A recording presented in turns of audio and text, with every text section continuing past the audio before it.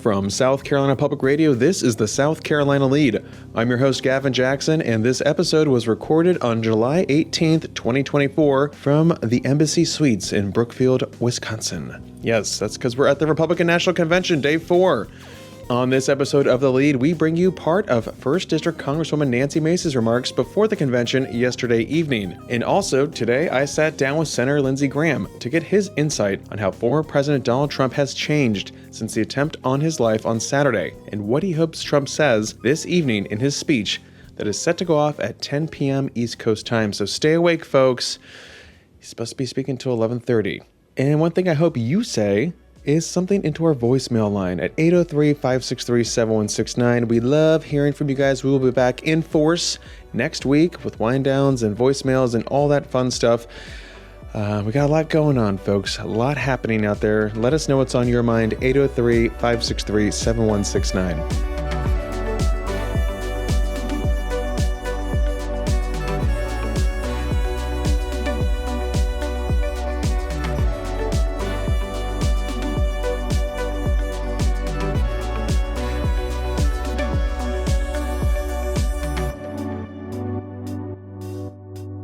Like I said at the top, it is the fourth and final day of the Republican National Convention here in Milwaukee, Wisconsin. Actually, it's pronounced Milwaukee. Tonight, former President Donald Trump will officially accept his party's nomination in what is scheduled to be, a 90-minute speech. He's blocked off from 10 p.m. Eastern Time to 11:30.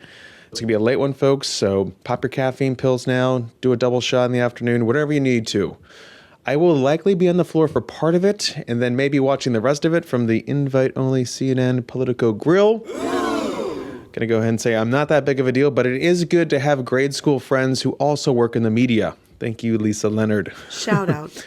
Now, I asked Senator Lindsey Graham about that speech tonight, and we'll bring you his thoughts in a moment. But first, I want to fill you in on what happened after we left off yesterday. Go ahead. 1st District Congresswoman Nancy Mace was the second person to speak at the convention on Wednesday. Not the most desirable spot. It's definitely not prime time, but nevertheless, she got on that stage, which is a feat, especially considering her somewhat turbulent relationship with Trump. Here are part of her remarks. Good evening, America. My name is Nancy. Don't call me Pelosi, Mace. I'm a single mom and a rape survivor. To women tonight who can relate, please know you have a friend and a sister in me. And I will fight like hell for you. I'm the daughter of an Army Brigadier General and a school teacher.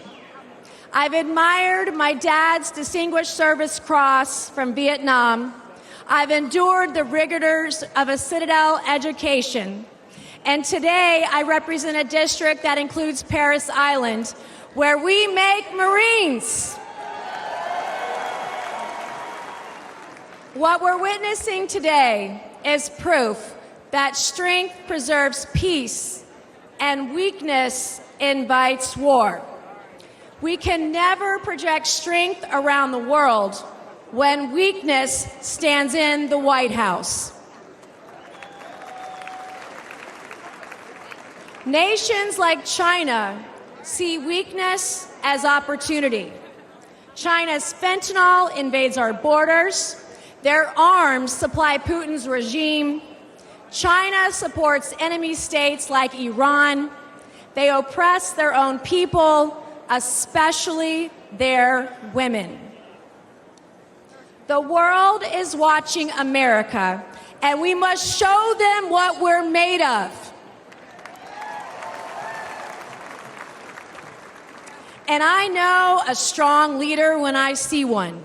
Donald Trump stood up to China before, and he will do it again.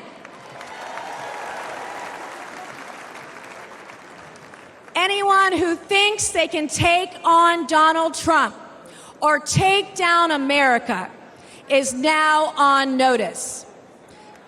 Just as Trump quickly rose to his feet with a defiant fist in the air in Butler Township, Pennsylvania, When we re-elect him as president in November, America will soon be back on hers.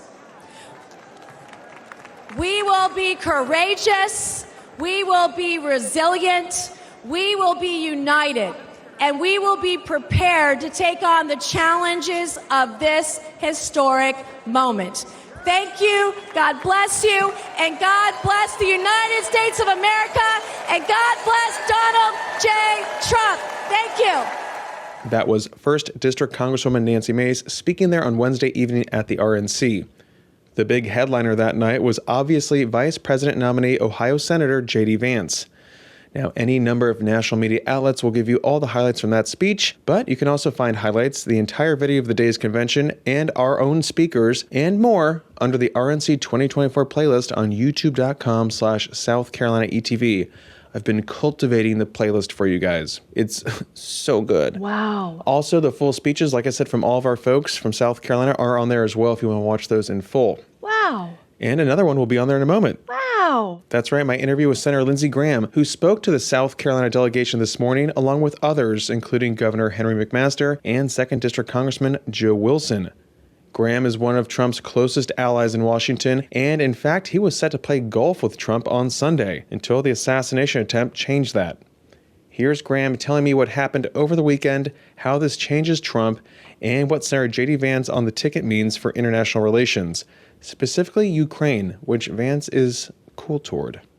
You know, just think about it. If you were going to play golf with somebody in the morning, they were a friend, and somebody tried to shoot him the night before, how would you feel? That's the way I felt.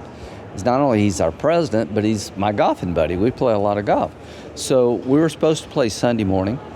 I was at Wingfoot, which he's a member. It's a New York very famous golf course. And he got me on, so I was going to play Saturday with some friends.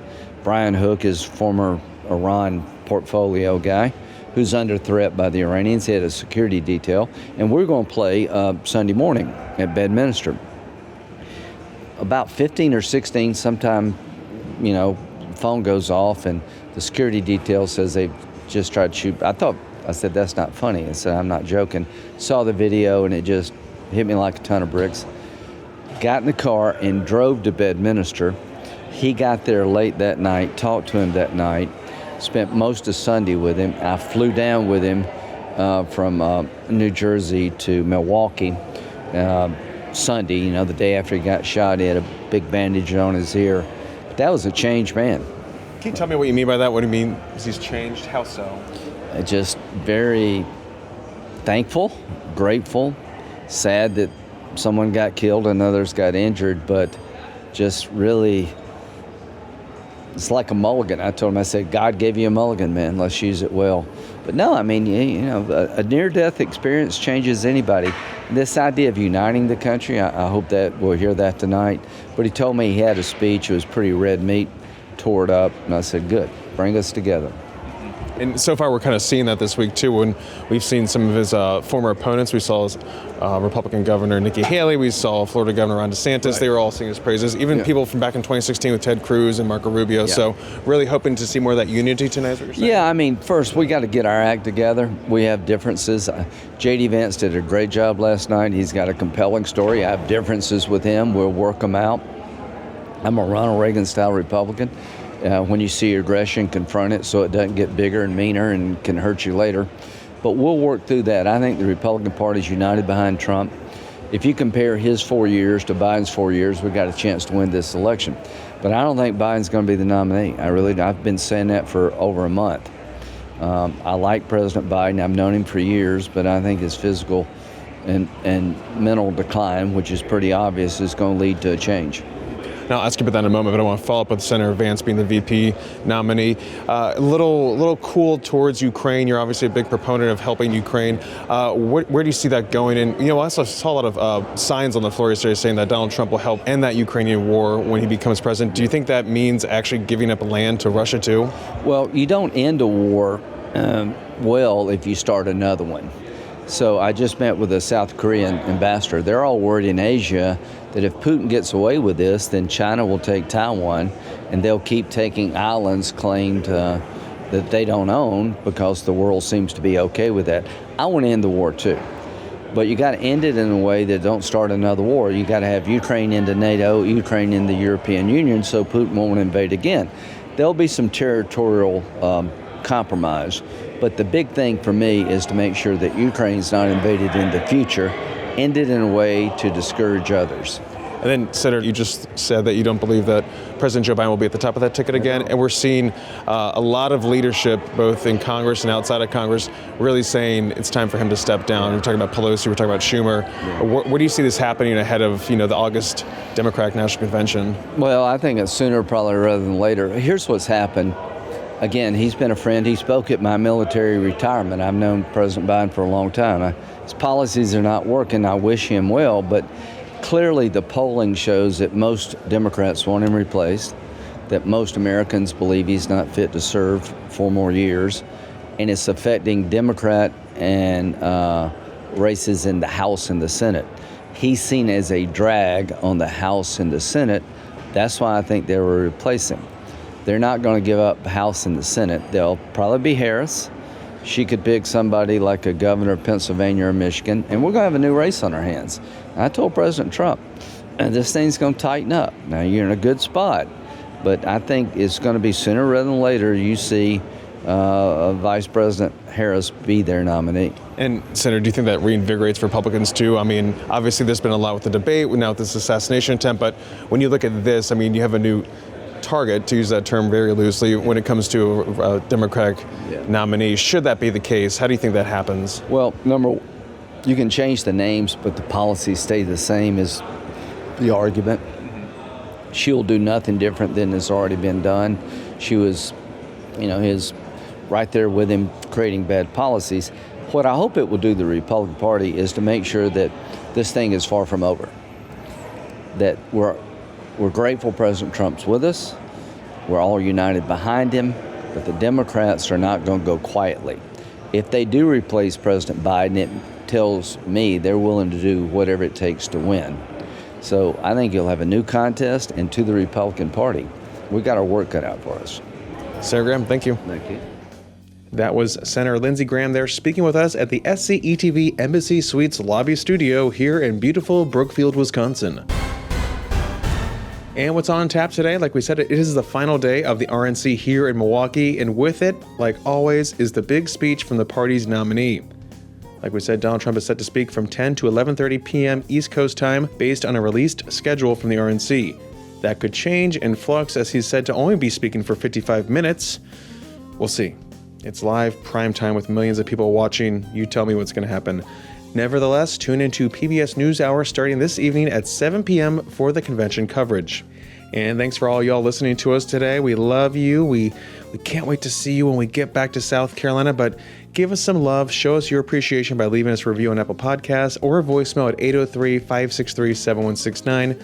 You can stay up to date with the latest news on scetv.org and follow live updates on southcarolinapublicradio.org. And don't forget to support your local newspapers.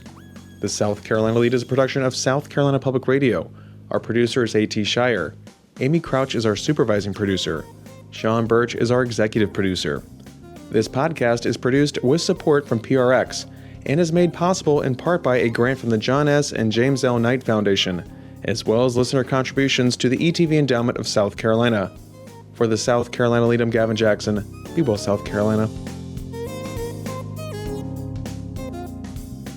Smashing. I need another microwavable meal. That's good for you, right? I got to get my sodium up.